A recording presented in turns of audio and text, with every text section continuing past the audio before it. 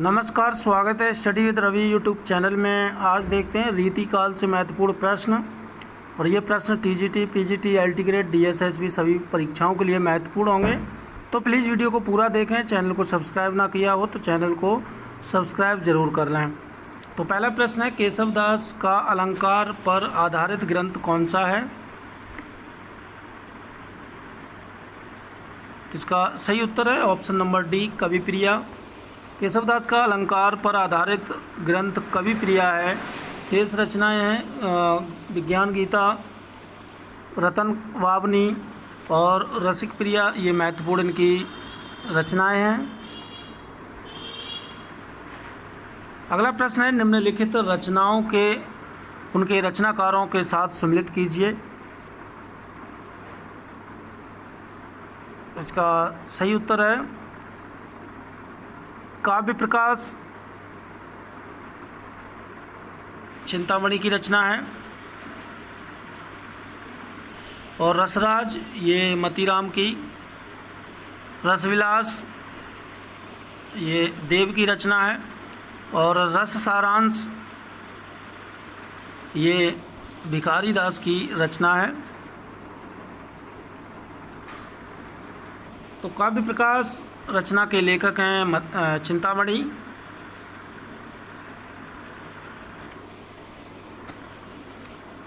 और रसराज मतीराम, रसविलास देव, और रस सारांश ये भिखारी दास की रचना है, रस प्रबोध रसलीन की रचना है।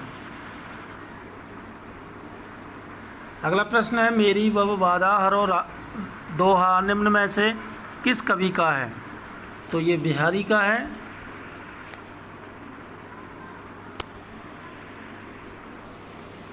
अगला प्रश्न है, ये हिंदी के प्रधान आचार्यों में माने जाते हैं और इनका भाषाभूषण अलंकार ग्रंथ एक बहुत ही प्रचलित पाठ्य ग्रंथ रहा। रामचंद्र शुक्ल ने उपरोक्त बात किस रीतिकालीन कवि के विषय में कही है? तो ये कथन कहा है आचार्य रामचंद्र शुक्ल ने महाराजा जसवंत सिंह के।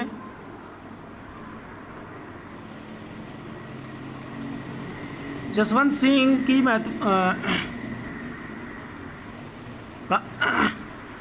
आचार्य रामचंद्र शुक्ल ने उपरोक्त बात रीतिकालीन कवि महाराजा जसवंत सिंह के विषय में कही है। ये बात जसवंत सिंह मारवाड़ नरेश गजराज सिंह के द्वितीय पुत्र थे। भाषाभूषण ग्रंथ अलंकारों को पाठ्य ग्रंथ माना है, और इनकी प्रमुख कृतियां हैं सिद्धांत बोध, अनुभव प्रकाश, सिद्धांत सार, अपरोक्ष सिद्धांत, आनंद विलास, सिद्धांत बोध। ये इनकी महत्वपूर्ण रचनाएं हैं। मतीराम की रचनाएं फूल मंजरी, लक्षण श्रृंगार, साहित्य सार, रसराज, ललित ललाम, सतसई और अलंकार पंचाशिका, व्रत कौमुदी। ये महत्वपूर्ण रचनाएं हैं मतीराम की। अगला प्रश्न है, यह निसंकोच कहा जा सकता है कि भाषा पर जैसा अचूक अधिकार इनका था वैसा और किसी कवि का नहीं।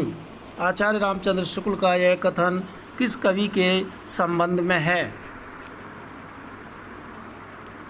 महत्वपूर्ण कथन है ये। यह निसंकोच कहा जा सकता है कि भाषा पर जैसा अचूक अधिकार इनका था वैसा और किसी कवि का नहीं है। ये रामचंद्र शुक्ल ने कथन कहा है घनानंद के लिए।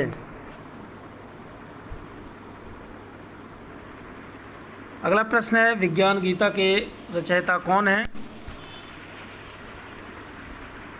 तो विज्ञान गीता के रचयिता हैं Keshavdas. Option number D is right answer. Keshavdas की अन्य रचनाएं हैं रसिक प्रिया, कविप्रिया, रामचंद्रिका। अगला प्रश्न है, भाषा की समास शक्ति और कल्पना की समाहार शक्ति का सर्वाधिक उपयोग निम्नलिखित में से किस कवि ने किया है? तो ये किया है बिहारी ने। Option number A is right answer.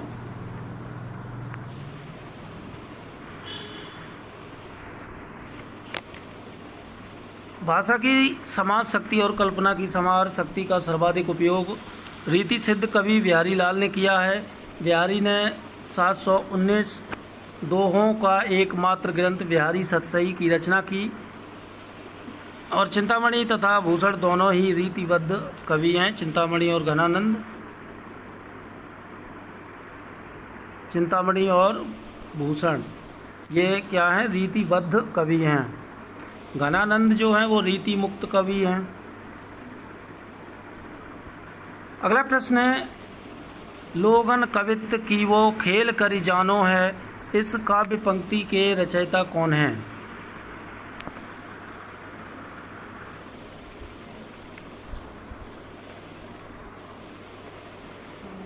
तो ये पंक्ति है ऑप्शन नंबर ए ठाकुर की।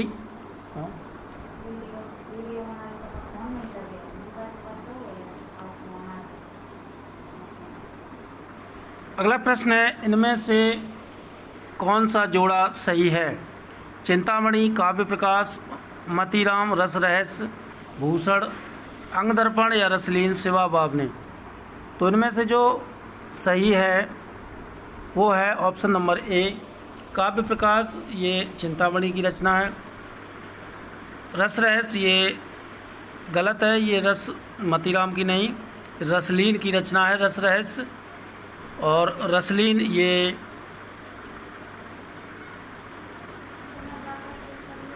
रस प्रबोध, ये रसलीन की रचना।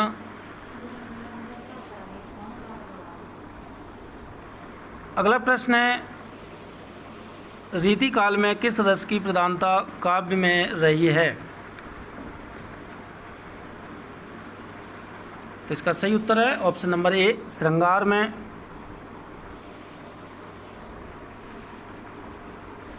रीति काल में श्रृंगार रस की प्रधानता काव्य में रही है। आचार्य विश्वनाथ प्रसाद मिश्र ने तो इसी विशेषता को ध्यान में रखते हुए इस काल का नाम श्रृंगार काल कहा। रीति काल को श्रृंगार काल किसने कहा है? तो आचार्य विश्वनाथ प्रसाद मिश्र ने। इस काल में रस एवं उसके विविधि अवयवों का निरूपण है, नायक नायिका भेद एवं उनका वर्णन होता रहा, लक्षण ग्रंथों की रचना होती रही। अगला प्रश्न है, इनमें से रीति काल का कौन सा कवि अपने प्रवृत्ति चित्रण के लिए विख्यात है? तो सेनापति हैं। सेनापति अपने प्रकृति चित्रण के लिए विख्यात हैं। आचार्य रामचंद्र शुक्ल के शब्दों में ये बड़े ही सहृदय कवि थे। ऋतु वर्णन तो इनके जैसा और किसी श्रृंगारी कवि ने नहीं किया। कवित्र रत्नाकर एवं काव्य कल्पद्रुम इनके दो प्रमुख काव्य ग्रंथ हैं।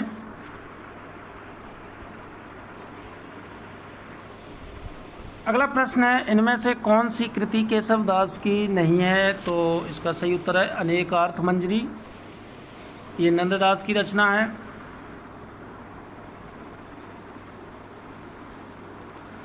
प्रश्न नंबर 13, कवित्र रत्नाकर के रचयिता कौन हैं?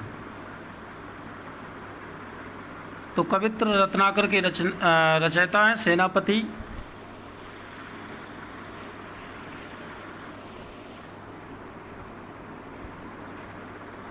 अगला प्रश्न है, केशवदास को किस वर्ग में रखना समीचीन है?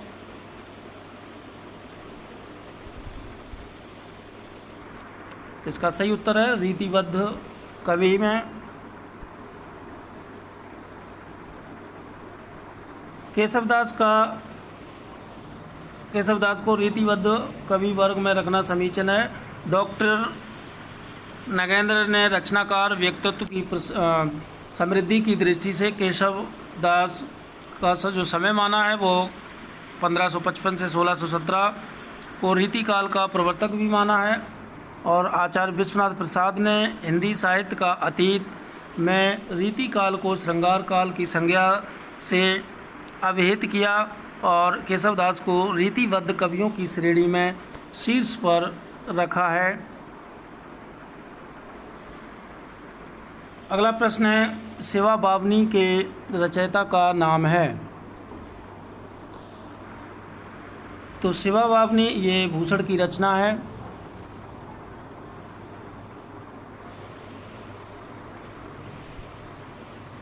चित्रकूट के सोलंकी राजा रुद्र ने इन्हें कवि भूषण की उपाधि दी थी। और आचार्य रामचंद्र शुक्ल ने कहा है कि वे हिंदू जाति के प्रतिनिधि कवि हैं।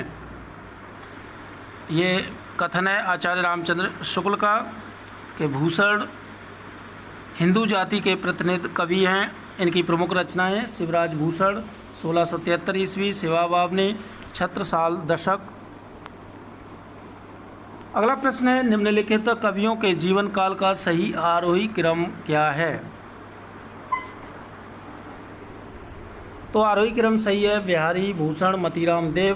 बिहारी का जन्म हुआ था 1595 में और भूषण का जन्म हुआ था 1613 ईस्वी में, मतीराम का 1617 और देव का 1673 ईस्वी में।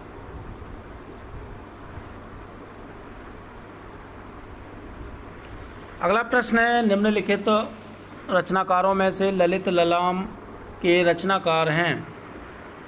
तो ललित ललाम के रचनाकार हैं option number C Matiram. Matiram के काव्य ग्रंथ हैं फूल मंजरी, रसराज, ललित ललाम, सतसई, अलंकार पंचाशिका, व्रत कौमुदी, लक्षण श्रृंगार तथा साहित्य सार। ये मतीराम की महत्वपूर्ण रचनाएं हैं। केशवदास की रसिक प्रिया, रामचंद्रिका, कवि प्रिया, रतन बावनी, वीर सिंह देवचरित, विज्ञान गीता, जागीर, जसचंद्रिका, नखशिख, छंदमाल। ये केशवदास की महत्वपूर्ण ग्रंथ हैं। भिखारीदास के ग्रंथ हैं नाम कोश, जिसे शब्द नाम कोश भी कहते हैं, रस सारांश, छंदारण पिंगल, काव्य निर्णय, श्रृंगार निर्णय, विष्णु पुराण, शतरंज शतिका, अमर कोश। ये भिखारीदास की महत्वपूर्ण रचनाएं। कृपाराम के ग्रंथ है हित तरंगिणी, ये एकमात्र इनका ग्रंथ है। अगला प्रश्न है इनमें से कौन सी रचना देव की नहीं है। तो देव की ये रसमंजरी नहीं है।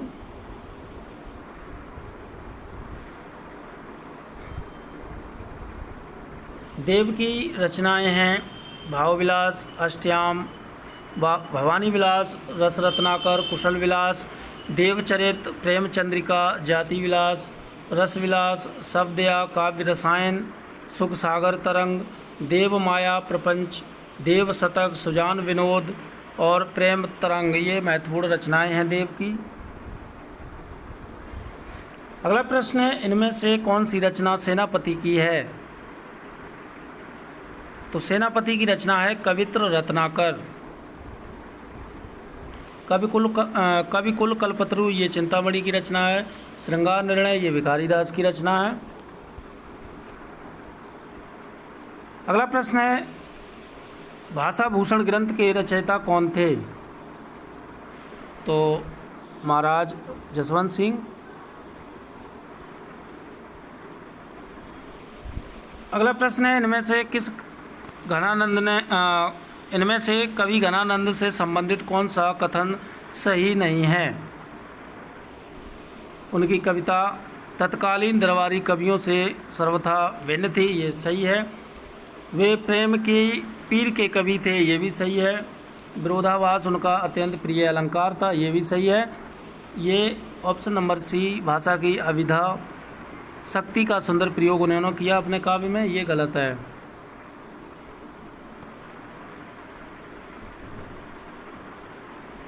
अगला प्रश्न है रीति काल के नामकरण के संदर्भ में रीति शब्द किस अर्थ में प्रयुक्त हुआ है। तो रीति जो शब्द है इसका अर्थ है अलंकार, रस, गुण, ध्वनि, नायिका भेद आदि काव्य शास्त्रीय प्रणालियों पर आधारित रचनाएं। अगला प्रश्न है इनमें से महाकवि बिहारी और उनकी सतसई से संबंधित कौन सा कथन सही नहीं है। तो प्रकृति का आलम्बन रूप में चित्रण उनकी बहुत बड़ी विशेषता है, ये गलत है। Option number A is right answer. प्रश्न नंबर 27 हिंदी रीति ग्रंथों की अखंड परंपरा का आरंभ आचार्य रामचंद्र शुक्ल ने माना है। तो चिंतामणि से माना है। Option number A is right answer. प्रश्न नंबर 28 ये ब्रजभाषा के मतीराम जैसे कवियों के समकक्ष हैं और कहीं कहीं तो भाषा और भाव के माधुर्य में पद्माकर तक से टक्कर लेते हैं। आचार्य शुक्ल ने यह किस कवि के लिए कहा है?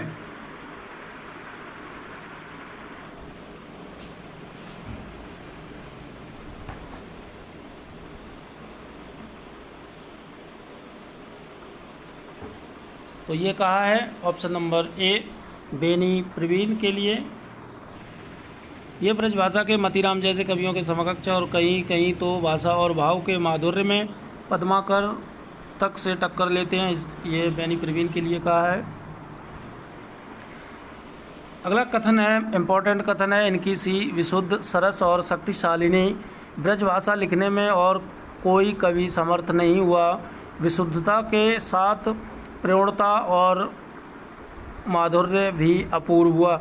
यह वियोग श्रृंगार के प्रधान मुक्तक कवि हैं।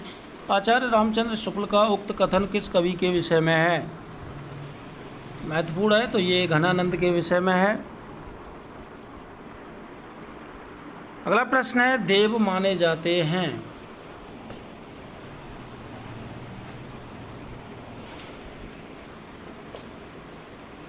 तो देव रसवादी माने जाते हैं, option number A is right answer.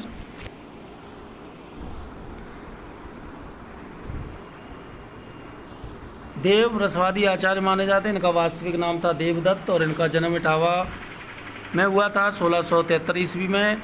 इनके कुल ग्रंथ हैं 72, जिनमें 19 प्रमुख हैं और 14 प्रकाशित हैं, 5 हस्तलिखित हैं। प्रश्न नंबर 31, बिहारी को किस श्रेणी के रीति कवियों में माना जाता है?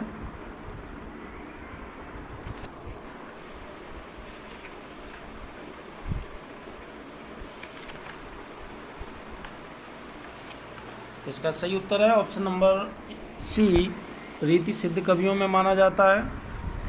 बिहारी का जन्म 1595 ईस्वी बसुआ में हुआ था। बसुआ गोविंदपुर ग्वालियर मध्य प्रदेश में हुआ था। बिहारी के पिता का नाम था बिहारी के जो पिता थे वो राज दरबार में रहे और बिहारी की लोकप्रियता का कारण उनका मुक्तक काव्य है। जॉर्ज ग्रियर्सन ने मुक्तक काव्य की प्रशंसा में कहा, भारतीय काव्यानंद का सम्यक रूप में भी प्रस्फुटन हुआ है तो उनके मुक्तक काव्य में ही हुआ है, ये जॉर्ज ग्रियर्सन ने कहा। तो ये थे महत्वपूर्ण प्रश्न अच्छे लगे तो प्लीज़ वीडियो को लाइक शेयर, चैनल को सब्सक्राइब जरूर करें। Thank you.